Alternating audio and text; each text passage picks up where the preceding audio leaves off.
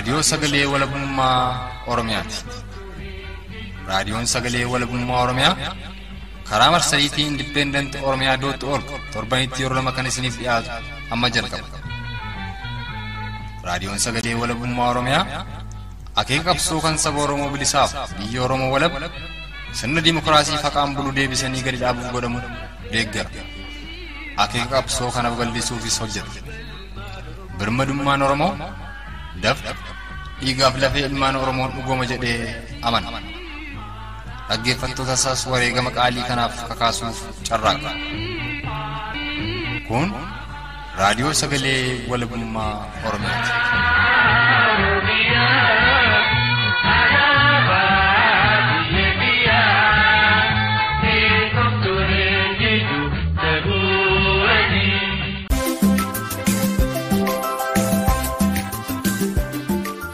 Kun sagantaa tamsaasa kallattii raadiyoo sagalee walabummaa Oromiyaa sanbata duraa Muddee 22 bara 2018 hordoftootaaf dhaggeeffattoota raadiyoo sagalee walabummaa Oromiyaa jaallatamoo galchumni nagayaa kan isan yoo ifateen Tiikii Dhugaasaatii sagantaa keenya guyyaa irraas kan isan biraan geenyu ana Tiikii Dhugaasaa fi gulaalaa suur sagalee raadiyoo sagalee walabummaa Oromiyaa Mu'aabubaa waliin ta'uudhaan turtiin keessan haga dhumaatti nu faana ta'uun afeerraa keenya dhiyaadha.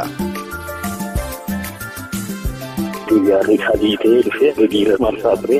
Begii keessaa immoo gara loppii kan jedhamu jira. Loppiin naannoo jedhamu sun aanaa Begii keessa ta'ee ganda ho'iidha. Yaarri kun naannoo sana dhaqee samii irra dhaabbatee uummata baay'ee sodaachisaa ture. Godina Gujii Lixa magaalaa Dugda Daawwaatti uummata konkolaataa fayyisa uummataatiin deemurratti rasaasa bananii namoota hedduu madeessanii nama nurraa ajjeesan akkasumas ijoollee mootoriin daldalaa oofattu mootorii san harkaa qabanii mootorii lama gubanii ijoollee san nama lama nurraa ajjeesan. Guyyaa guyyaan nama dheereessa argina. Humni ittisa biyyaa jedhan kun karma deemetti uummata keenya nurraa haleelaa jira. Dhaabni odeeffaadhaan yookaan kanaan dura ofiidoodhaan haleellaa dhiyeenya kana nurratti haleelaa turan dhiistee kan amma nurratti labsaa turan kun baay'ee uummata keenya suukanneessu kan bosonaa galuu dhiisii kan magaalaa keessa jirrus dargaggoo jiru akka gara bosonaa baqannu nu tolchaa jira. Waraanni wayyaanee iddoo jedhamutti makiinaa qabeenyaa nama dhuunfaa ta'e tokko gargaaraaf shufeeriitu keessa ture isaanii keessaa buusanii boombiitti to'isanii makiinaan suni gubateera. Inni kan biraan Najjoo iddoo jedhamutti namoota buna dhuunfaa isaanii cirachaa jiran nama 5 ajjeesanii namoota gabaa dhaqaa jiran immoo nama 5 ajjeesan walumatti nama 10 ajjeesanii. Laaloon Assaabii aanaadha. Raayyaan ittisa biyyaa waan qabatamaa tokko malee jaarsa waggaa 70 ganamaan utuu inni taa'ee adii qaammatuudha kan isaan ajjeesanii. Jaartii qoraan funaantee ijoollee jiru shittisaa dargaggeessa duukaa fi galii bakkee keessatti kan isaan ajjeesan. Kanarra yoo darbee beellada illee rasaasa rukutaniiti kan ajjeesan. Uummata Oromoo hundi labsi Oppiidoo nutti labsaa jiru quba qabaadhaa. Kan hoggaaneen Oppiidottuu nutti labsuu jira humna ittisa biyyaati. Waan kana uummata Oromoo guutumaa guutuutti callisuu qabnu. Sagaleeleen wal duraa duuba isin dhageessifne kun haala Oromoof Oromiyaan keessa jiru qoratuudhaaf kallattiin Oromootatti bilbiluun kan odeeffanne keessaa akka fudhatame yoo ta'u innis kan Oromoota Godina Gujii magaalaa Bulee Oraa Lixa Wallaggaa magaalaa Najjoo Begii Laaloo Assaabii fi Godina Shawaa Lixaa Haanaa Baakkoo Tibbeetti bilbiluudhaan duguugiinsa sanyii loltoota mootummaa kurneeffataa wayyaanee muummicha ministeeraa Dr. Abiyyiin hoogganamaniin ilmaan Oromoorratti raawwataa jiruu fi kanas ofirraa dhaabsisuuf malli maal ka jedhu irratti odeeffannoo guutuu Oromootarraa arganne keessaa ka fudhatameedha. Kanas wal duraa duuba kan isin dhageessifnu ta'a. Muuziqaa ce'umsaa itti aanu kana booda kallattumaan kan Oromticha Godina Wallagga Lixaa Haanaa Begiirraa haala Oromoonni keessa jiran irratti odeeffannetu isiniif dhiyaataa. Nu faana turaan afeerraa keenya hiriyoota keessaniif akka qooddanis gamanumaan isin yaadachiisuu jaallanna. Turtiin keessan ammas nu faanaa ta'u.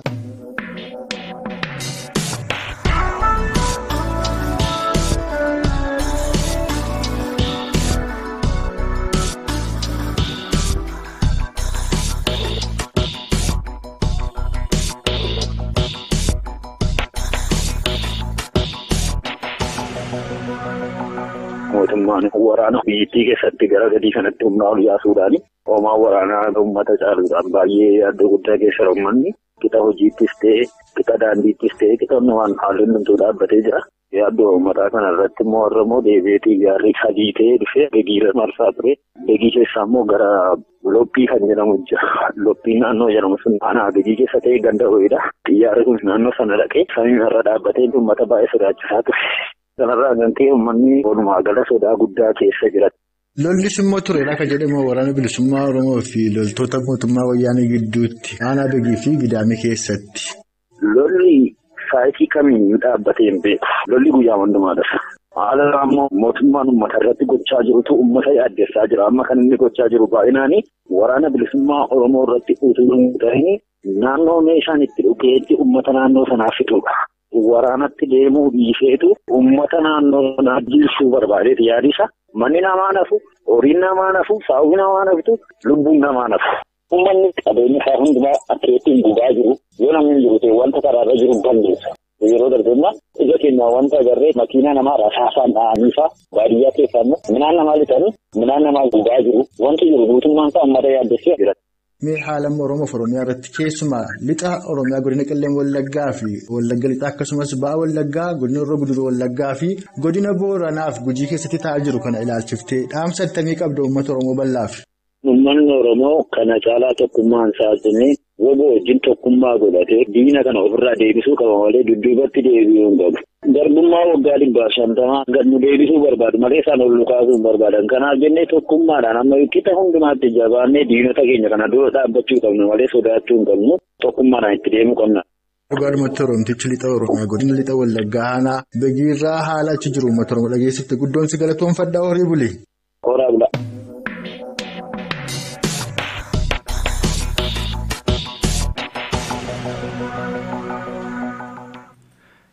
Kan dhagaa jirtan kun sagantaa tamsaasa kallattii raadiyoo sagalee walabummaa Oromiyaa sanbata duraa muddee 22 bara 2018 hiriyoota keessaniif qooda kan sagaleen jalqaba irratti sin dhageessifne kun ammoo kan Oromticha godina Wallagga Lixaa aanaa Begiiti.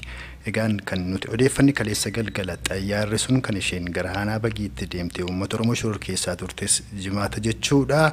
Egaa haaluma wal fakkaatuun kutaalee Oromiyaa garaa garaa keessatti tarkaanfii wal fakkaataatu raawwataa jira. Gama biraan ammoo guuginsa sanyii geggeessaa turan haarawaatti mul'isanii guyyaa kaleessaa miidiyaa isaanii irratti labsaa oolan sanis gara dhumaatti kan itti dhufnu ta'a. Mee amma immoo godina Gujii keessatti maaltu raawwataa jira akka jedhu irratti Oromticha magaalaa Bulee Horaa kan odeeffannetu isiniif dhiyaata. Ammas turtiin keessan nu faana ta'u.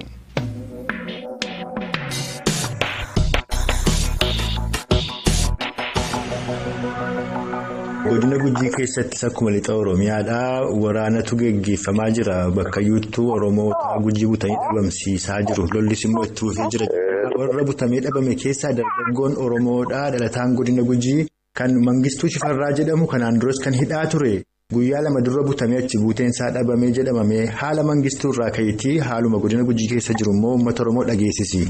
Naannoo godina Gujii lixaa kana keessa haala cimaatu Raawwatamaa jira. Uummata hedduutti nurraa obba'aa jira. Akka Oromiyaa lixaa saniif jijjiirama addaan qabu. Mooyyales ta'ee Bulee Horaas ta'ee aanaa dugda daawwaa ta'ee naannoo keenya guutumaa guututti godina bahaas kan lixaas waraana hedduutu keessa gaggeeffamaa jira. Uummata hedduun nurraa wareegamu jira. Uummata hedduutti nurraa obba'aa jira yeroo ammaa. Fakkeenyaaf akka magaalaa dugda daawwaatti dhiyeenya kana uummata nagaa konkolaataa fayyisa uummataatiin deemurratti rasaasa bananii namoota hedduu madeessanii nama nurraa ajjeesan. Akkasumas ijoollee mootoriin daldalaa oofattu mootorii san harkaa qabanii mootorii 2 gubanii ijoollee san nama 2 nurraa ajjeesan. Guyyaa guyyaan nama reeffa argina. Humni ittisa biyyaa jedhan kun karma deemetti uummata keenya nurraa leelaa jira. Kan karaa gubbaa deemu yoo arganii rasaasatti baasanii ajjeesu namoota hedduutti nurraa obbaa jira. Uummati keenya baay'ee shororkaa'eera, shororkoonnee jirra. Haalli yeroo ammaa gara naannoo godina keenyaa kanatti raawwatamaa jiru baay'ee nama gaddisiisa.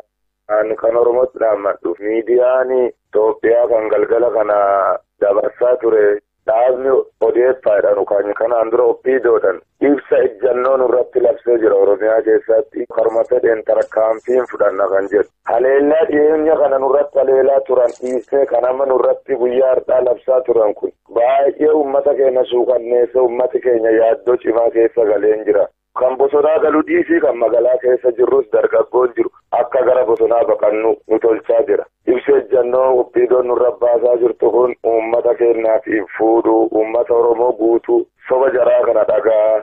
Waraanni biyyaa meeshaa hidhatee kan meqelee meeshaa hidhatee yeroo uummati naannoo sanii meeshaan hiriira nagaa ba'u nuti gaaffii mirgaa gaafanneef jireenya jiraachuu keenya qofaan humna ittisa biyyaa makalaakiyaa nutti gadhiisanii nu xumuraa jiru. Uummata Oromoo hundi labsi oppiidoon nutti labsaa jiru quba qabaadhaa. Kan hobbaaneen oppiidottuu nutti labsuu jira humna ittisa biyyaati. Waan kana uummata Oromoo guutumaa guutuutti callisuu hin qabnu. Inni kaan immoo uummata Oromoo walii galtee hin qabnu. Balbaltii wal qottee banaa bultii. Oromoon wal jala lalate manni Oromoo sun balballi isaa nattuu cufa waa walitti mormanuuf walakkaa kanatti uummati keenya miidhaa jira. Balballi keenya banaa jira. Oppiidoon balbala keenya bantee diinaaf nu saaxilaa jirti. Wayyaadeen nu nyaataa jirti. Haa cufannu tokko taan waa qabsoomnuudha.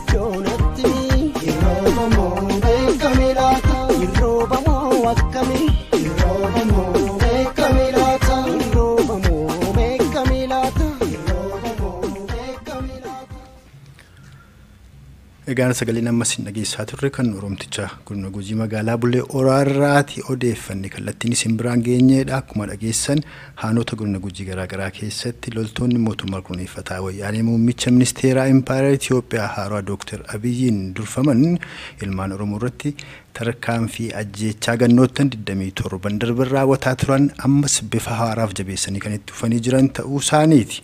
Guyyaa kaleessaa immoo akkuma dhageessan itti gaafatamaan waajjira giddugalaa dhaabbata Dimokiraatummaa Oromiyaa kan jedhan yookaan ODPdha waliigalteen Eertiraatti adda bilisummaa Oromoo fi mootummaa biyya bulchuu gidduutti ta'e kan inni cabee warra adda bilisummaa Oromoon ta'uusaa miidiyaa isaanii OBN irratti dubbataa ture akkasumas hooggantoonni poolisaas dubbataa turanii haa ta'u maleessaa kan amma Oromticha kanarraa dhaga'aa jirru duguuginsi sanyiidha ammas Oromoorratti gaggeeffamaa jira.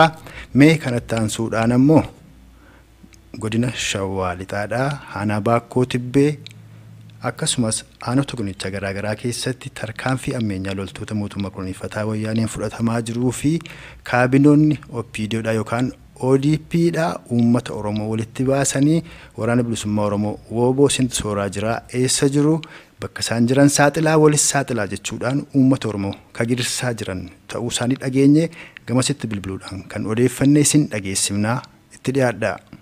Godina Shawaa Lixaa Aanaa Baakkoo Tibbee Gindabarat Abunaa Gindabarat Giinci haala amaa keessa jira uummata Oromoo jedhanii sunis ammoo waraana bilisummaa Oromoo sooraa jirtu warra gargaaran saaxilaatiif seeratti kennaa jedhanii uummatas baasanii ol geesseessisuu lollis immoo deemaa jira kan jedhutu jira. Mee haala akkamii keessa jiru Oromoonni Lixa Shawaadha? Isinii waraana bilisummaa Oromoo gargaaraa jirtu akkamitti maal amantaniitidha? Kan dhaaba kana yookaas immoo qaama kana gargaaruu dandeessanii waliijiin hin hidhattan jedhanii yaada meeqan irratti kaasaa jiru tarkaanfiin fudhanna jedhanii itti deemaa jiru. Wayiin immoo halkanillee rukunna yookaas immoo waan tokko goona jedhanii murteessanii kan isaan jiran jira jechuudha. Qaamni uummata walitti qabee mariisisaa jiru kun warra federaalaati immoo oppiidiyoodhuma aanaa irra turteedha. viidiyoo warruma haanaatu walitti qaba isaan watu mariisisa. Keessumaa immoo gara Abunaa Gindabarat akkasumas naannoo bosona Cillimoo Oromoo jiran akka malee miidhaa jiru lollis jira jedhama. Isa kanoo maal quba qabda? Eeyyeen sirriidha. Karaa sanas immoo dhukaasatu jira. Dhukaasni kun qotee bulaa keenya irratti dhukaa jira. Qotee bulaan waa tokko hin qabne nyaatee buluuf kan tattaafatu irratti dhukaasi jira. Isaan kana immoo akka waraanni bilisummaa Oromoo deemeen gargaarreetis maal gochaa jiru yoo achitti argameyyuu tarkaanfiin irratti fudhatama kan jedhus yaadatu jira jechuudha isaan gaba isaaniiti. Haanota godina Shawaa Lixaa eessa faatti kan amma uummati garmallee dararamaa jiru? Tokko Abunaa Gindabaratiidha. Lammata Geedoo sadaffaan Aanaa Baakotibee akkasumas Wallagga Ba'aa naannoo kan jedhamu irratti jechuudha. Naannoo kanarratti baay'ee ulfaataa jira haalli jiru jechuudha. Ni sodaachisa. Adda tokkoon uummata Oromoo balleessaa jiru jechuudha. Egaati galgaluma irraa kana Komishinarri Poolisii Oromiyaa Godina Lixa Wallaggaa Ba'aa Wallaggaa Giddu Galeessa Oromiyaa yookaan Godina Shawaa Kaabaa keessatti waraanni bilisummaa Oromoo boon uummata Oromoos dararaa jira. Dubartoota Oromoos gudeedaa jiru. Qabeenyas barbadeessaa jiru. Keessumaa Shawaa Kaabaatti immoo hoggana poolisii tokkoyyuu ajjeesaniiru. Lixa Oromiyaatti immoo fanjii owwaaluudhaan uummata Oromoo fixaniiru jedhee haasaa. Garuu dhugaansaa akka uummatarraa dhageenyutti kan hundumaa godhe waraana isaanii akka ta'edha. Mee isa kana maal jetta waraana bilisummaa Oromoo attamitti beektaa? Waan namtichi kun irra dubbataa jiru attamittiin ilaalta?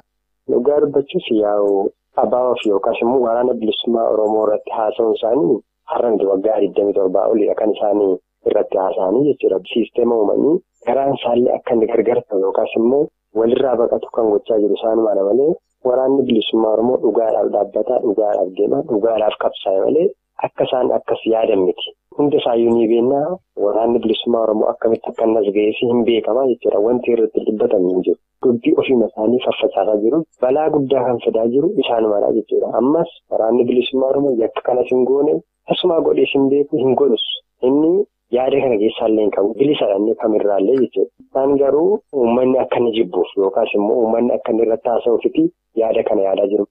Ulfaadhuma egaadhuma irratti ammoo odeeffannoon qabuun haanota godina Shawaa Lixaa hedduu isaa keessatti uummata yeroo walitti baasanii mariisisan gareedhaan immoo gargar qoodaniitu walqeeqaa warra waraana bilisummaa Oromoo gargaaraa jiran saaxilaa jedhaniitu uummata addaan qoodanii dararaa kana keessa immoo warri ol saaxilanis jiru.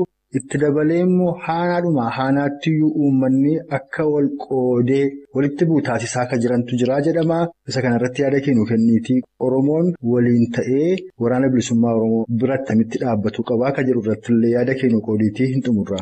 Isa kana karatti hundumaaniyyuu uummanni Oromoo wanti jedhamaa jiru kun hunduu akka sobate akka hubatuuf hamma danda'amin yaadaan kallattii garaagaraatiin akka inni itti hubachuu danda'utti gorsi gaariidhaan jedhama. Ati deggiraadha akkas jedhamee akka walirratti naasaafne akka inni waliin qeeqne yookaas immoo jibba walirratti hin kaafneti.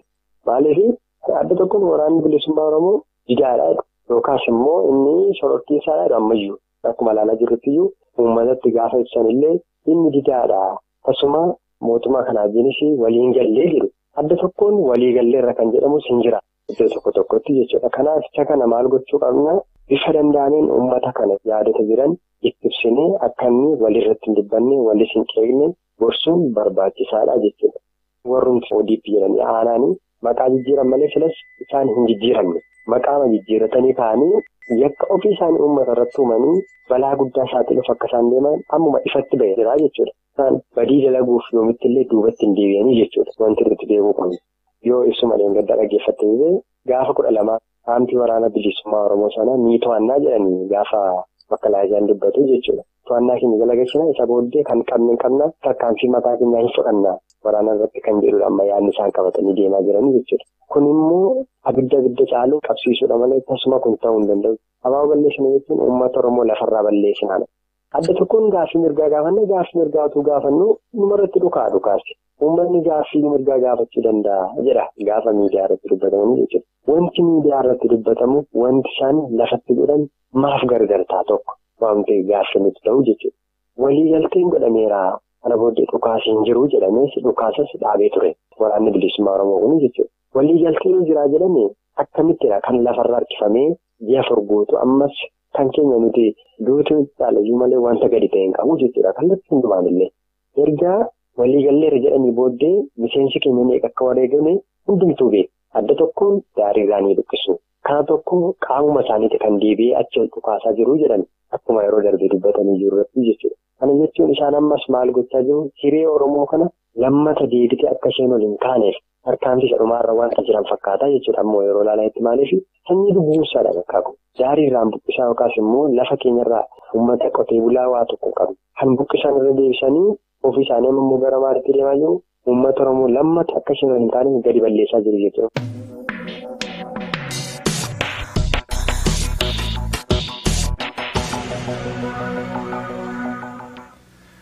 Egaan akkuma waliinuu dhageenye Oromtichi Godina Shawaa Lixaa Aanaa Baakkoo Tibbeedha.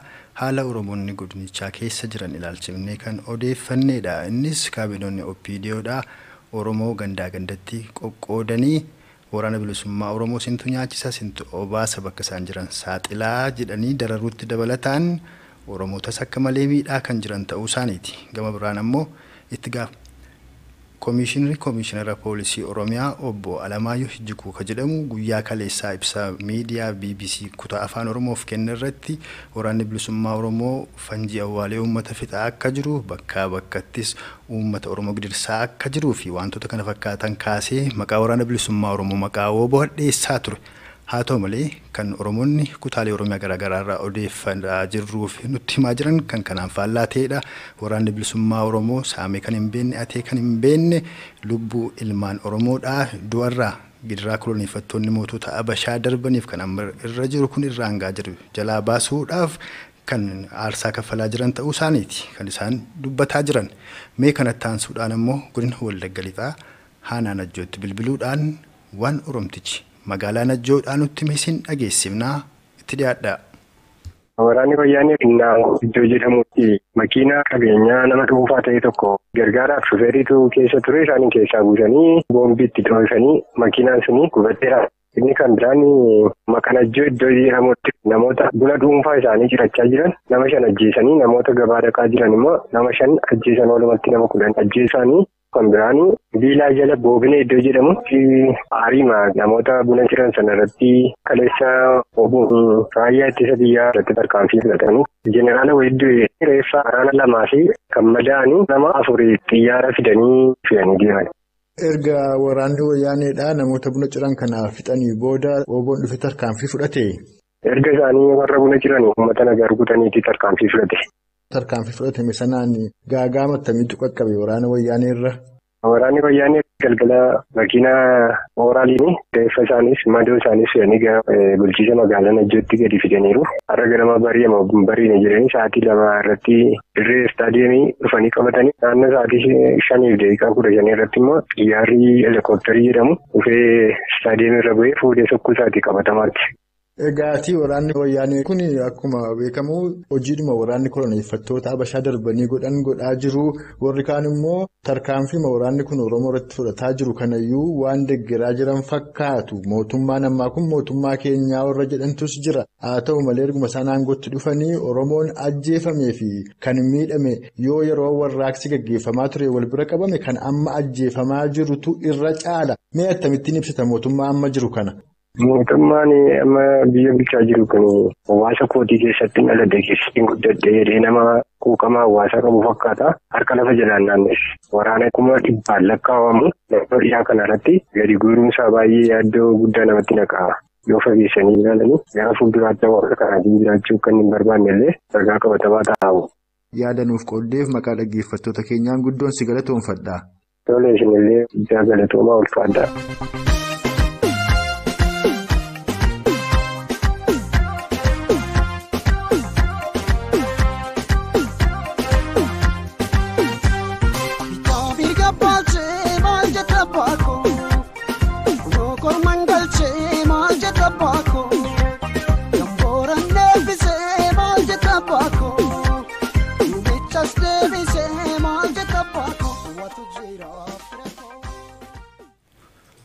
Kan ammas hin dhageessifne kun kan Oromticha Godina Wallagga Lixaa Aanaa Najjooti.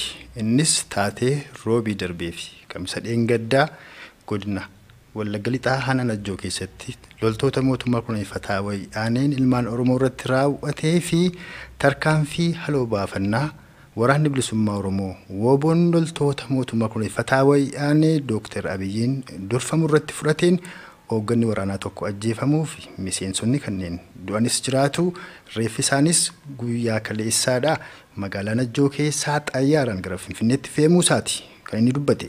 Bifuma wal fakkaatuun achuma lixa Oromiyaa aanaa Laaloo Assaabii keessatti loltoonni mootummaa kunuunfataa wayyaanee hawwan Oromoo maanguddootaaf daa'imman akkasumas Oromoota hojii isaanii hojjetataa jiran kanneen buna ciraa jiranitti daandii irraa itti goruudhaan rasaasaan bakka tokkotti Oromoota 7 obbaasuuf kabira immoo konkolaataa gubanii dargaggeessa Oromoo tokkos ajjeesuudha kan inni dubbatu. Mee walumaan haa dhageenyu. Laaloo Assaabii magaalaa irraa kiiloomeetira 7 iddoo fagaatuttidha kan isaan ajjeechaa nama 7 kan isaan raawwatanii.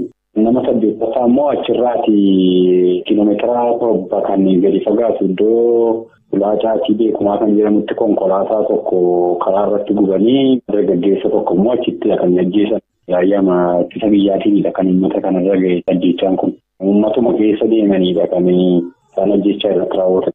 Amma jalqaba nama 7 sana karaa irratti immoo bakka isaan hojii hojjetanitti kan isaan fixan. Laaloon Assaabii aanaadha. Raayyaan ittisa biyyaa gara Dambidoolleetti kan achirra deemaa jiru. Iddoo sanatti bu'ee ciree nyaatee naannoo kana abaa'ootu jira. Namooti kun immoo abaa'oo qallabuu kan jedhamu sababa tokko malee deemee iddoo kana jiraatu jaatee isaanumatu qallaba kan jedhamu waan qabatamaa tokko malee jechaadha kan isaan lafa hojii isaatti isa kaan isa buna ciru jaarsa waggaa 70 ganamaan yotuu inni taa'ee aduu qaammatuudha kan isaan ajjeesanii. Jaartii qoraan funaantee ijoollee ishee bushitu fa'aa. Dargaggeessa duukaa fiiganii bakkee keessatti kan isaan ajjeesan sanarra yoo darbee beelladallee rasaasa rukutaniiti kan ajjeesan jechaadha. Iddoo sanatti gochuma naannoo gara lixaa kan jiru kana balaaleffatanii isuma gochaan argisiisan malee taateen tokko wanti isaan irratti ta'ee hin jiru, miidhamni isaan irra ga'ee hin jiru, namni isaan tuqee hin jiru, karaarraa fageenya guddaa keessa galanidha kan isaan ajjeechaa kan raawwatan.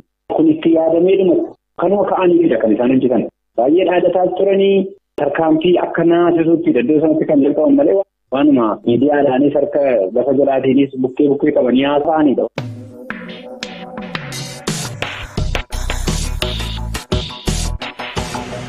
Kan amma dhageessan kan Oromticha lixa Oromiyaa aanaa Laaloo Assaabiiti. Akkuma waliin quba qabnu mootummaan kunuunfataan wayyaanee yeroo garaa garaatti tarkaanfii ammeenyaa ilmaan Oromoo irratti fudhatuudhaan waraana bilisummaa Oromoo WBO ittiin maqaa faalaa ture. Ammas gochaadhuma wal fakkaataadha kan isaan raawwataa jiran.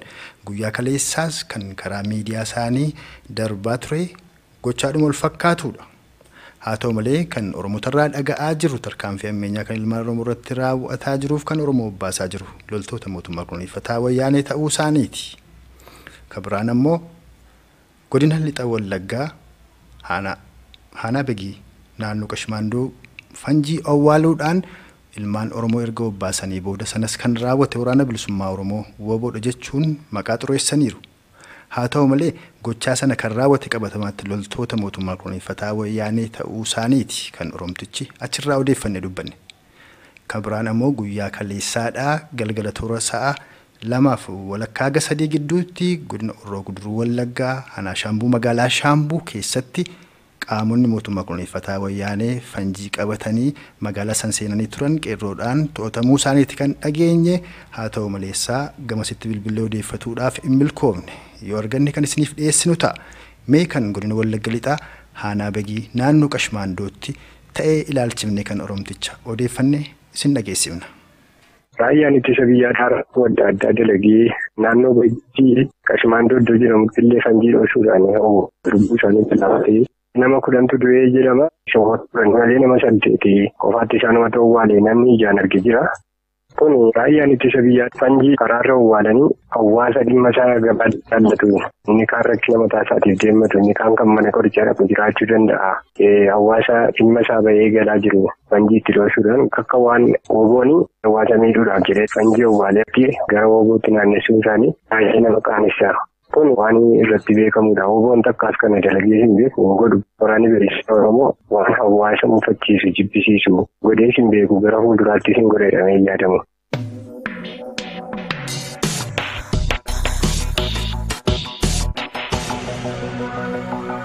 Gochaan ammeenyaa kun hundumtuu kan inni ilmaan Oromoorratti raawwataa jiru tokko Oromoo jiilsanii akka isaan waraana bilisummaa Oromoo WBO bira hin dhaabbanne taasisuudha akkasumas abdii kutachiisuudha. Haa ta'u malee uummanni Oromoo dhugaa jiru bareera waraana bilisummaa Oromoo WBO bira aga danda'an dhaabbataa akka jiranii fi haqa waraana bilisummaa Oromoos baasanii dubbataa jiru. Mee kanatti aansuudhaan immoo wallee gabaabaa tokko isin afeeruudhaan walitti deebinee waan jirurraa dubbanna ammas nu faana tura.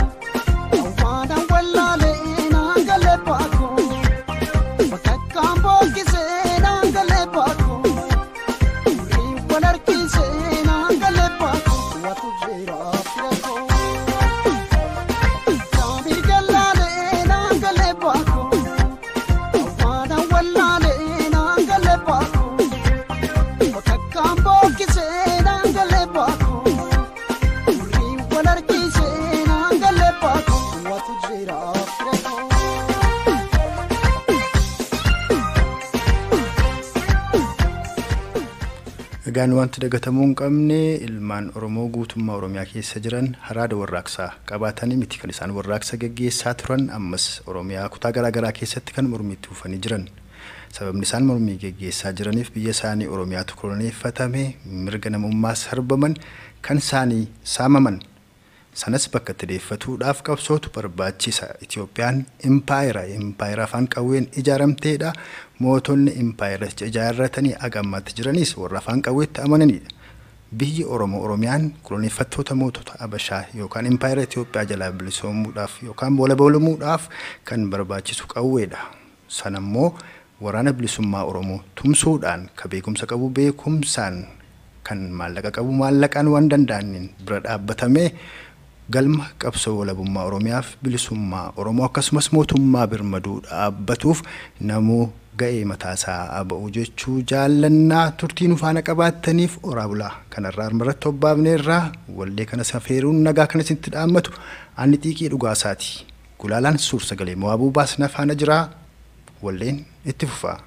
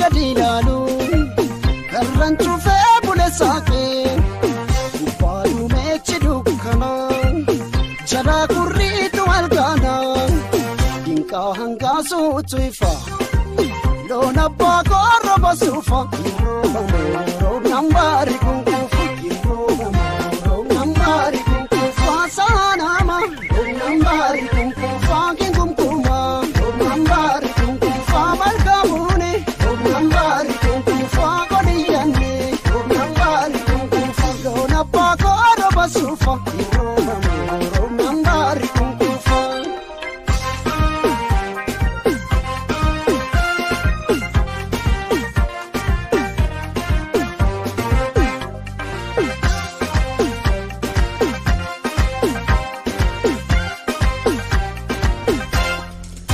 Barakaliif bareen gaddaa hin bubeessa haaraadhaan booduu mechaa'ee didimmeessa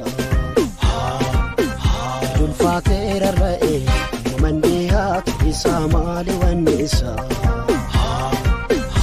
allaattiin attimee murayyuu rahaa qabeetta hirrooba moo beekami laata hirrooba moo beekami laata mamandee haatu arganee hirrooba moo beekami laata ummanni abdiin kutanne hirrooba moo beekami laata dulfaatee nagarta hirrooba moo beekami laata yaman guddaa maal jetta